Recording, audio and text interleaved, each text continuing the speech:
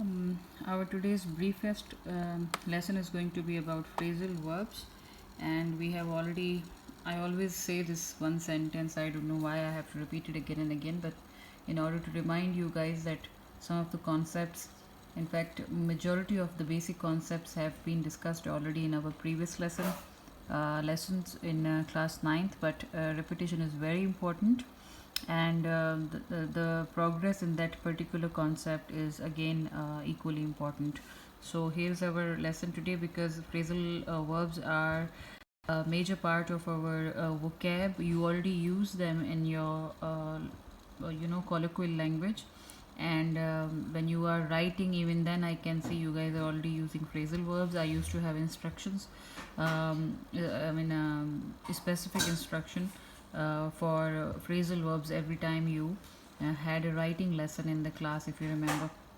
So this is again a lesson which is going to further strengthen and solidify your idea about phrasal verbs. So this is how they actually look. We all know they are the combination. They are the combination of words, and usually that combination is made of certain terms. I'm going to tell you in a while about it, but if you look at that, ask out and ask around, add up to, back up, again back up. One phrasal verb can have several meanings. We will come down to that as well, but this is how they actually look. The formation I'm trying to show you, those who are new to my lessons especially, and those who have forgotten everything completely, that's for you. And as I said, this is going to be the briefest lesson. I'm not going to take longer. I want to show you definition, a very authentic definition in this connection, which is going to help you know how these phrasal verbs are made, and what is it that you require to make phrasal verbs. Okay, so the meaning of the phrasal verb, let me show you this. It is the definition, a phrase. So we all should understand it is never one word, it is always multiple words, more than one words that form phrasal verbs, and they act like a verb again. And how to form them and make them, they are actually standard language. They are part of a standard language, and you cannot really form them on your own, but you should have an idea in order to avoid mistakes that you can make when it comes to use of phrasal verbs.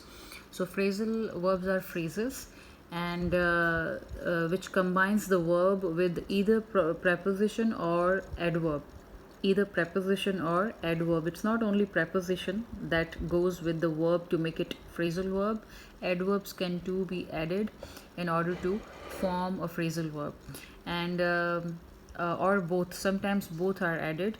Sometimes you will see more than two words in a phrasal verb. I'm going to show you soon in our future lessons.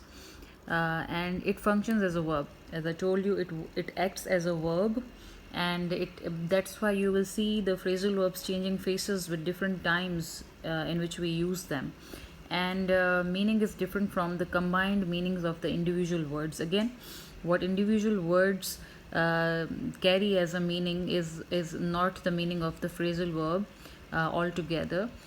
Together, that combination has a different meaning and effect that you people produce when you use them. So this is all about phrasal verbs.